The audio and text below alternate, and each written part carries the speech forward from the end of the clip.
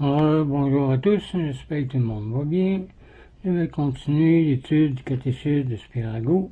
On était rendu aux joies du ciel qui durent éternellement. Point 3. On va continuer là-dessus dans cette vidéo. Donc commençons avec un signe de croix. Au nom du Père, du Fils, du Saint-Esprit. Amen. Si les joies du ciel n'étaient pas éternelles, les élus seraient perpétuellement dans la crainte de les perdre. Le ciel cesserait d'être le ciel, comme on avait dit. C'est à cause de l'éternité du bonheur du ciel qu'on appelle la possession de Dieu. Et le bonheur des saints varie en proportion de leur mérite. Le maître dans l'Évangile établit sur 10 villes le serviteur qui a gagné 10 talents et sur 5 villes celui qui a gagné 5 talents. Voir Saint Luc 19, versets 16 à 19. Donc c'est bon de faire fructifier les dons qu'on a en nous. Ce maître, c'est Dieu qui récompense par un bonheur plus grand celui qui a accompli plus de bonnes œuvres. Par là, il glorifie la perfection de sa justice. C'est lui, dit saint Paul, qui sème avec parcimonie, c'est-à-dire peu, recueillera peu. Celui qui sèmera avec largesse fera une riche moisson.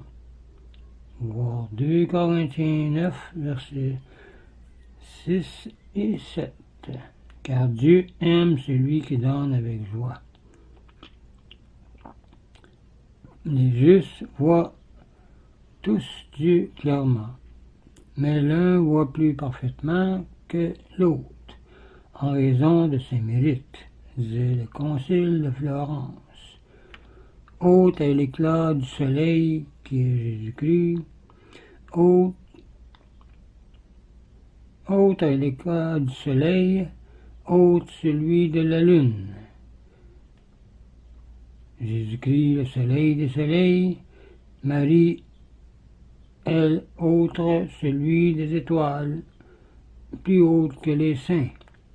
C'est la deuxième plus haute après Dieu, et que Dieu a voulu. Voir 1 Corinthiens 15, versets 45 à 58, pour voir ce qui se passera à la fin des temps. Le même soleil est vu plus fixement par l'aigle que par les autres oiseaux. Le feu réchauffe plus ceux qui en sont rapprochés que ceux qui en sont éloignés, disait Bellarmine. Il en est de même au ciel. La connaissance de Dieu, la charité, les délices sont plus grandes chez un saint que chez l'autre, que chez d'autres. Le plaisir est en effet en proportion de leur connaissance de Dieu. D'après une certaine opinion, les personnes doivent occuper la place des anges déchus. Or, parmi les anges, il y a 9 cœurs d'anges, donc c'est beaucoup. Le degré de la gloire céleste dépend du degré de la grâce sanctifiante où la personne se trouvait au moment de sa mort. En d'autres termes, le degré de gloire correspond à la mesure où l'on possédait le Saint-Esprit, où l'on avait la charité au moment de la mort. Le degré de gloire d'un saint ne peut jamais s'élever ni s'affaisser. Cependant, il existe dans le ciel une félicité extrinsèque quand le saint est l'objet d'une joie ou d'un bonheur spécial.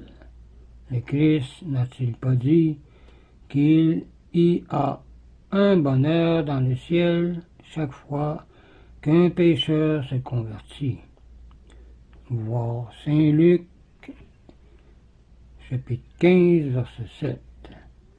La béatification, la canonisation, la célébration d'une fête, les invocations, le saint sacrifice de la messe et les actes vertueux offerts à Dieu en l'honneur d'un saint contribuent certainement à sa félicité. Il est probable que dans ces occasions le saint est honoré, spécialement par les anges, disait Cochem. Sainte Gertrude voyait dans ces circonstances les saints revêtus de vêtements plus éclatants et servis par des serviteurs plus nobles.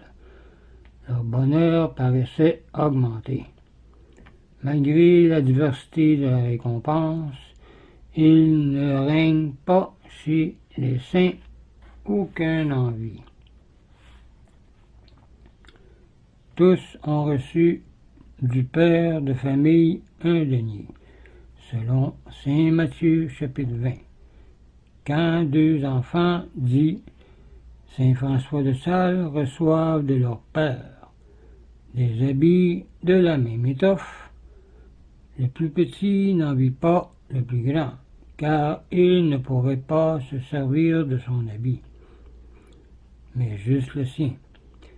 Il en est de même au ciel, bien plus, chacun s'y réjouit du bonheur de l'autre.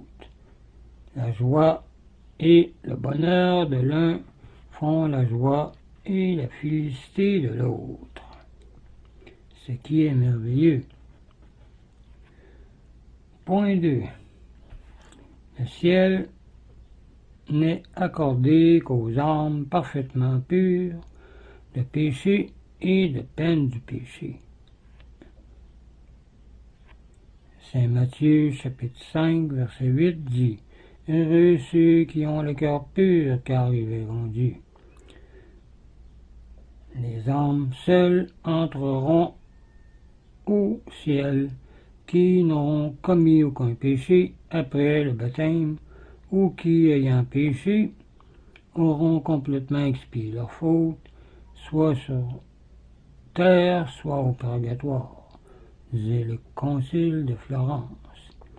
Car rien d'impur n'entrera dans le ciel, dans le royaume de Dieu.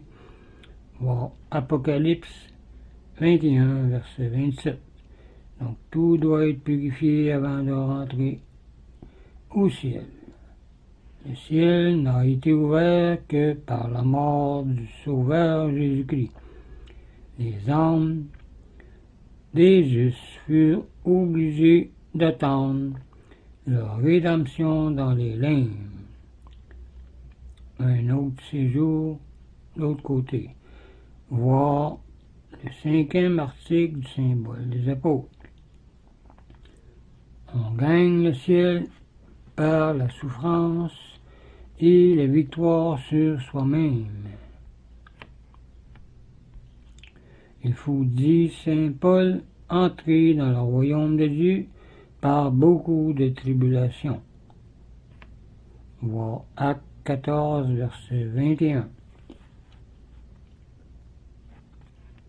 Le bois destiné au temple de Jérusalem était équarri et préparé au Liban même pour être monté sans bruit. Les élus doivent être taillés ici-bas par les souffrances pour pouvoir se réjouir sans aucune douleur dans la Jérusalem céleste, dans l'au-delà. Voir sur les souffrances, page 70, ou les vidéos 69 ou 70 que j'ai faites. Donc il n'y a pas de bonheur éternel sans victoire sur soi-même. Le royaume des cieux est semblable à un trésor ou à une perle précieuse. Pour les acquérir, il faut tout donner. Disait Saint Matthieu 13, verset 44, c'est-à-dire rompre toute attache désordonnée aux choses terrestres par l'aide de Dieu. On obtient un grand salaire que par de grands efforts, disait Saint Grégoire le Grand. Le royaume des cieux souffre souffrance, disait Saint Matthieu 11, verset 12, et la porte et la voie qui conduisent à la vie sont étroites, disait Matthieu 7, verset 11. Et celui-là seul obtient le prix de la course, qui court avec rapidité et persévérance, qui se dépouille de tous les vêtements superflus qu'il a. Voir 1 Corinthiens 9, verset 24. On va arrêter ici pour ce deuxième point. On continuera la prochaine fois. Et on parlera, pour obtenir la couronne à la lutte, il faut d'abord s'abstenir de tout ce qui peut affaiblir le corps. Disait 1 Corinthiens 9, 25. Et pour arriver au ciel, il faut donc être martyr, au moins non sanglant.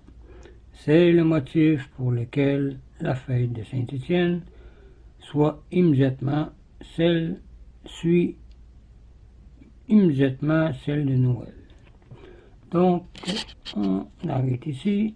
La prochaine fois, on continuera là-dessus.